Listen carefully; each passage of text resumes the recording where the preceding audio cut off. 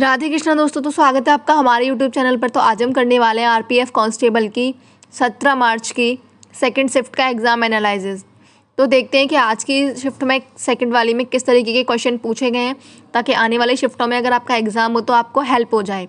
तो चलिए चलते हैं, अपने क्वेश्चंस की तरफ बढ़ते हैं और देखते हैं कि किस तरीके के क्वेश्चन पूछे गए हैं। दोस्तों, मैं आपसे एक बात कहना चाहूँगी कि अगर आपका एग्ज़ाम आने वाली शिफ्टों में, वैसे अब ज़्यादा शिफ्टों में एग्ज़ाम नहीं रह गया है, लेकिन जिनका भी अभी है वो अभी पिछली शिफ्ट जो भी एग्ज़ाम एनालिसिस हम लोग करवा रहे हैं, इन वीडियोस को ज़रूर देखकर जाएं, क्योंकि इसमें इतने हद तक क्वेश्चन, इतने हद तक टॉपिक वही रिपीट हो रहे हैं और एग्जैक्ट क्वेश्चन भी वही रिपीट हो रहे हैं। कुछ क्वेश्चंस तो सेम रिपीट हो रहे हैं, तो आपकी बहुत ज़्यादा हेल्प होने वाली है अगर आप पिछले शिफ्टों के एग्ज़ाम एनालिसिस को देखकर जाते हो। तो मैं आपसे यही कहूँगी, अगर आपका एग्ज़ाम आने वाली शिफ्ट में है तो आप लोग प्लीज़ पिछली शिफ्ट का एग्जाम एनालिसिस ज़रूर देख कर जाएं और आप खुद देखेंगे कि आपको कितना बेनिफिट होगा। जैसे कि कुछ टॉपिक, हमारा आज की शिफ्ट का फर्स्ट क्वेश्चन था, टी.एच. विनायक राम एक प्रसिद्ध संगीतकार किस वाद्य यंत्र से जुड़े हुए हैं, यानी टी.एच. विनायक राम किस वाद्य यंत्र से जुड़े हुए हैं। तो इसका करेक्ट आंसर हो जाएगा घटम।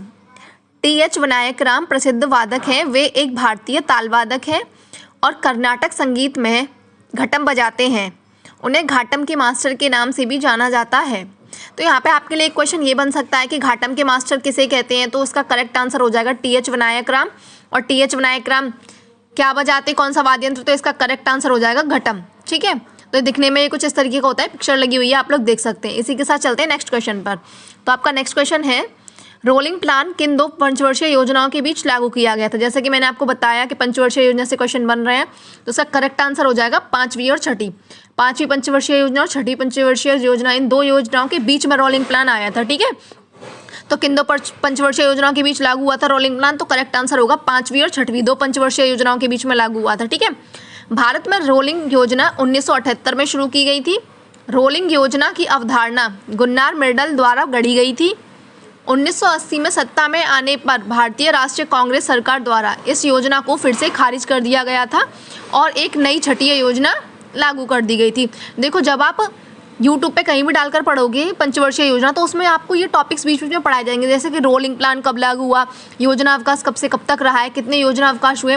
तो मैं आपसे यही कहूँगी, पंचवर्षीय योजना को आप लोग बहुत अच्छे से पढ़ के जाना, ताकि आपको ये सारे पॉइंट्स वो याद रहे और आपके एग्जाम में मिलने वाले जितने भी पॉइंट्स हैं वो आप सब लोग आप अच्छे से कर पाओ उनको। ठीक है, तो आप लोग याद रखना, रोलिंग प्लान किन दो पंचवर्षीय योजना के बीच में आया था, पांचवी और छठी पंचवर्षीय योजना के बीच में। ठीक है, इससे पढ़ लेते हैं रोलिंग योजनाओं का थोड़ा सा। नेक्स्ट क्वेश्चन था, 2024 में कितनी नई भाषाओं को शास्त्रीय भाषाओं का दर्जा दिया गया था। तो इसका करेक्ट आंसर हो जाएगा 5 भाषाओं को। ठीक है, देखिए यहाँ पे ऑप्शन में है, एक तो तमिल 2004 में हमारी शास्त्रीय भाषा बनी थी, संस्कृत 2005 में, तेलुगु 2008 में, कन्नड़ 2008 में, मलयालम 2013 में, उड़िया 2014 में, और ये 5 भाषा जो नीचे की हैं, मराठी, पाली, प्राकृतक, असमिया और बंगाली, ये पांचों भाषाओं को अभी 2024 में रिसेंटली शास्त्रीय भाषाओं का दर्जा दिया गया है। ठीक है, सब इससे पहले 6 थी और अब 5, पाँचों को अब 2024 में मिल गया, तो टोटल मिला के 11 भाषाएँ हो गई हैं।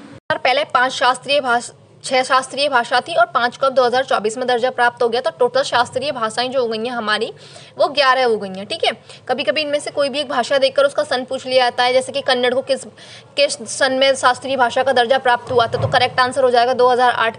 तो इस तरीके से आप इनके सन भी याद करके जाना कि कौन सी भाषा को किस सन में शास्त्रीय भाषा का दर्जा दिया गया है।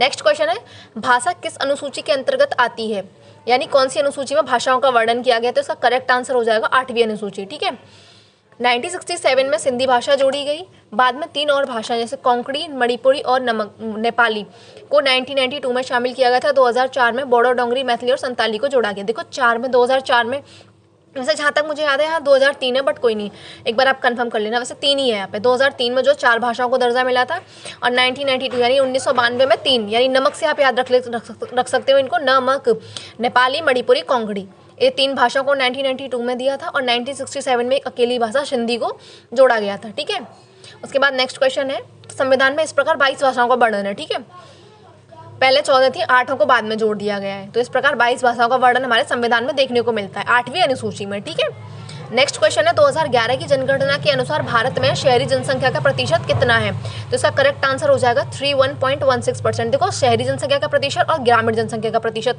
ये दोनों पूछे जाते हैं, तो आप लोग इसको याद रखना। नीचे हम पढ़ लेते हैं। 2011 की जनगणना के अनुसार देश की कुल शहरी जनसंख्या जो है 377 मिलियन से अधिक है, जो कुल जनसंख्या का 31.16% है। ठीक है। तमिलनाडु सबसे अधिक शहरीकृत राज्य बना हुआ है, जिसमें 48.4% आबादी शहरी क्षेत्रों में रहती है। इसके बाद केरल ने 47.7% के साथ महाराष्ट्र 45.2% के पीछे छोड़ दिया, यानी कि केरल जो है इस समय वो सबसे फर्स्ट तो वैसे हिमाचल प्रदेश था, ठीक है, लेकिन यहाँ पे तमिलनाडु सबसे अधिकृत शहरीकृत, यानी कि वर्तमान डाटा के साथ अकॉर्डिंग कुछ हुआ इसमें, तमिलनाडु सबसे अधिक शहरीकृत राज्य बना हुआ है, यानी सबसे ज़्यादा शहरीकृत जो है वो तमिलनाडु में रहते हैं 48.4%। नेक्स्ट क्वेश्चन है, भारतीय संविधान में संशोधन करने की शक्ति किसके पास है, यानी संविधान में संशोधन हम लोग कैसे कर सकते हैं, तो इसकी शक्ति जो है संसद के पास है। करेक्ट आंसर क्या है इसका, संसद। भारतीय संविधान में संशोधन करने की शक्ति संसद को है। संविधान के अनुच्छेद 368 के तहत संविधान में संशोधन करने का अधिकार है, यानी संसद संविधान में किस आर्टिकल के तहत संशोधन कर सकती है, तो करेक्ट आंसर हो जाएगा आर्टिकल 368 के तहत संसद को संविधान में संशोधन करने का अधिकार है। ओके, नेक्स्ट क्वेश्चन है, 6 से 14 वर्ष की आयु के सभी बच्चों को शिक्षा का अधिकार क्या है। देखो ये क्वेश्चन इतनी बार रिपीट हुआ है, अगर आप मेरे सारे एग्जाम एनालिसिस देख रहे होंगे तो आपको खुद ही अंदाजा होगा कि मैंने कितनी बार इसके लिए बोला है। ठीक है, तो इसका करेक्ट आंसर हो जाएगा, देखो सबसे पहली बात तो 6 से 14 वर्ष तक के बच्चों की आयु के शिक्षा का जो अधिकार है ये मैंने आपको बताया।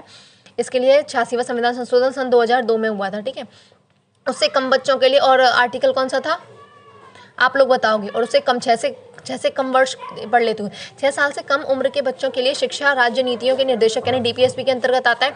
वहीं 6 से 14 वर्ष तक के शख्सों के, मतलब कि 6 से 14 वर्ष के 6 से कम साल के बच्चों के लिए तो DPSP है, और 6 से 14 वर्ष के बच्चों के लिए कि उनका एक मौलिक अधिकार है। ठीक है, जो कि 31A में कहा गया है, और अब 86वें संविधान संशोधन के द्वारा 2002 में इसको अनिवार्य रूप से लागू कर दिया है। ठीक है, नेक्स्ट क्वेश्चन है, देखो भाई रिपीट हुआ क्वेश्चन है, आप विश्वास नहीं करोगे, मैंने कितनी बार बोला है, ये क्वेश्चन बिल्कुल रिपीट हुआ क्वेश्चन है, सेम एज इट इज छपा हुआ।